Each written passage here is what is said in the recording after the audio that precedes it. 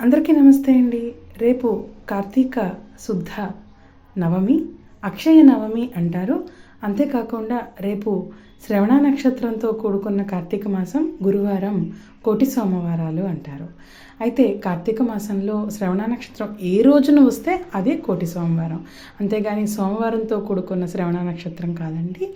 తర్వాత ఈరోజే కార్తవీర్యార్జున జయంతి అంటారు. కార్తవీర్యార్జునుడు మాహిష్మతి నగరానికి అధినేత, మాహిష్మతి సామ్రాజ్యానికి మహారాజు.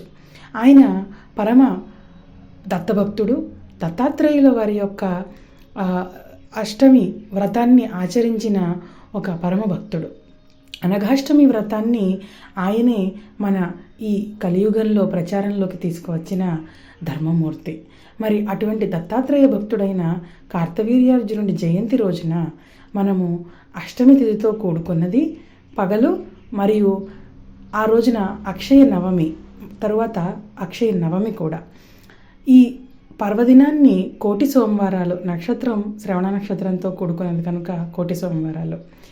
ఇన్ని పర్వదినాలు కలిసిన ఏకైక రోజు రేపు గురువారం, అక్టోబర్ 30వ తారీఖు. తప్పకుండా దత్తభక్తులందరూ కూడా దత్తాత్రేయ స్వామిని తలుచుకోండి, కార్తవీర్యార్జున మంత్రాన్ని చదవండి. ఆ పరమేశ్వరుణ్ణి, ఆ దత్తాత్రేయ స్వామిలోనే మహేశ్వరుడు కూడా ఉన్నాడు కదా. మరి కోటి సోమవారాలు ఒక్కసారి కనుక అభిషేకం చేస్తే కోటి సోమవారాల ఫలితం మనకు లభిస్తుంది. కాబట్టి అందరూ కూడా చక్కగా దీపదానాలు, చక్కగా కార్తీక స్నానాలు ఆచరించి తరించగలరని ప్రార్థిస్తూ నమఃశివాయ.